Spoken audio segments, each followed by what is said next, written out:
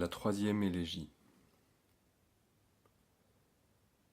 C'est une chose de chanter l'aimé, une autre chose, hélas, de chanter ce coupable caché, le dieu fleuve du sang.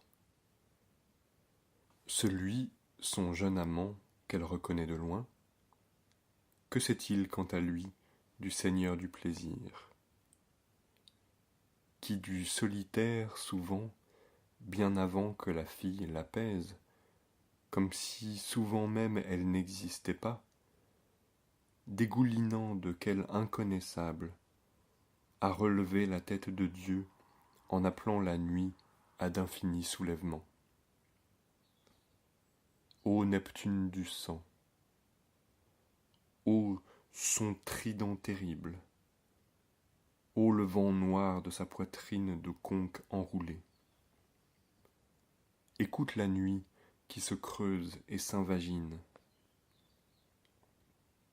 Étoile, ne vient-il pas de vous le désir de l'amant bandé vers le visage de l'aimé, et le regard intime qui va jusqu'au tréfonds de son visage pur, ne vient-il pas de l'astre pur? Ce n'est pas toi, hélas, ce n'est pas sa mère qui lui a ainsi tendu d'attente les arcs de ses sourcils. Ce n'est pas contre toi, jeune fille qui sent son corps, ce n'est pas ta présence qui a plié sa lèvre en ce message plus fertile de ses traits. Crois-tu vraiment que tu l'aurais du pas léger de ta venue tant ébranlée? Ô toi qui marches comme un vent de première heure. Certes, tu as porté l'effroi dans son cœur, mais ce sont des peurs plus anciennes qui l'ont assailli quand il a reçu le coup de ton toucher. Appelle-le. Ton cri ne le tirera pas tout entier de son commerce obscur.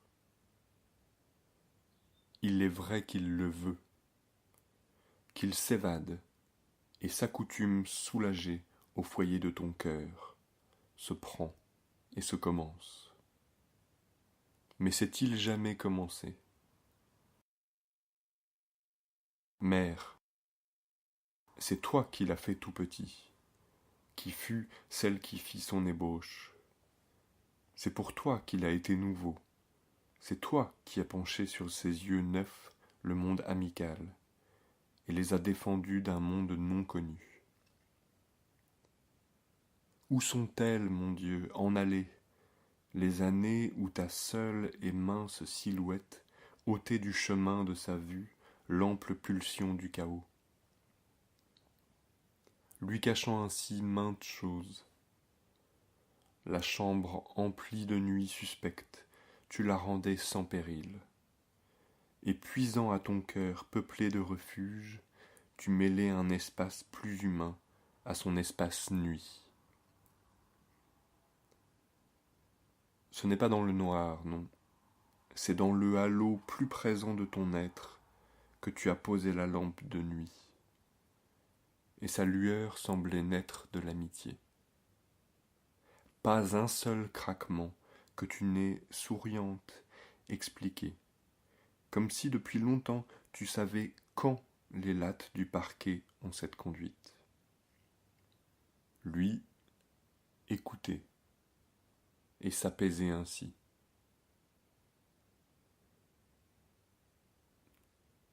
Tant pouvait opérer de choses tendrement que tu te fusses ainsi levé. Dans le manteau, derrière l'armoire, son destin s'en venait, haut dressé, prendre place, et son avenir tourmenté passer au seul effort d'un remuement léger les plis accueillants du rideau. Et lui-même, couché là, le soulager, distillant sous des paupières somnolentes ta silhouette légère en suc exquis coulant dans les minutes d'avant le sommeil, semblait un être protégé. Mais au-dedans de lui, qui fit obstacle qui arrêta en lui les flux de l'origine? Ah, il n'y avait là nulle prudence en ce dormeur. Il dormait, mais en rêvant, mais dans des fièvres, tel que lui-même se prêtait à tout cela.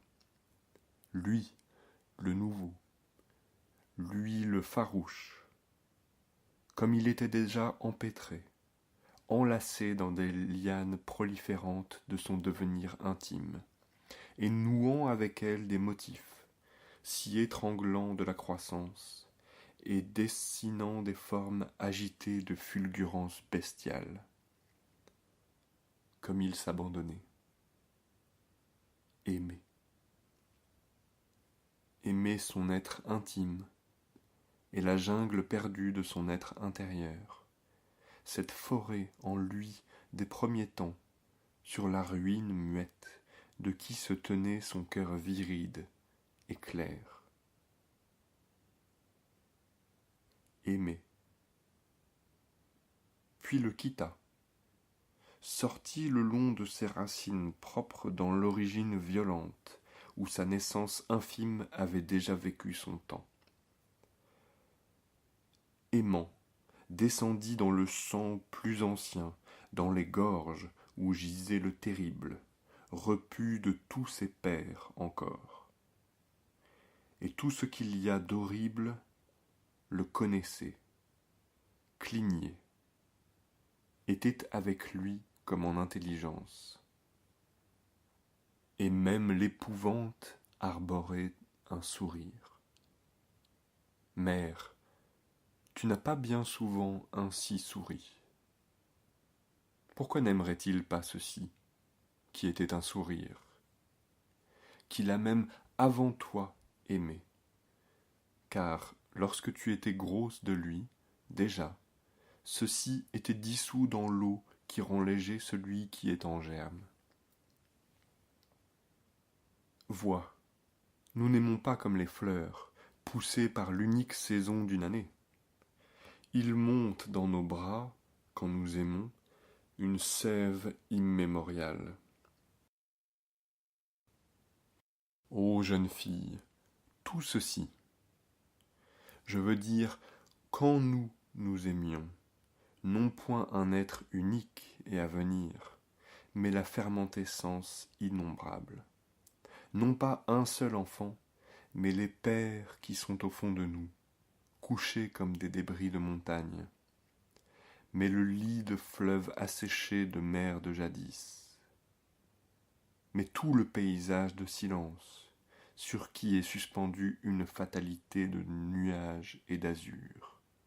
Voici donc, jeune fille, ce qui t'a devancé. Et que sais-tu, toi-même? Tu as fait ressurgir au sein de l'amoureux des temps d'avant le temps. Quels sentiments enfouis se sont extraits jusqu'ici d'être à jamais en aller? Qui sont les femmes qui jadis te haïrent? Quels hommes ténébreux as-tu mis en émoi dans les veines du jeune homme? Ce sont des enfants morts qui voulaient te rejoindre. Oh, doucement, fais-lui, accomplis devant lui très doucement un cher labeur de chaque jour en lequel il se fit. Conduis-le là-bas près du jardin, donne-lui la pesanteur suprême des nuits. Retiens-le.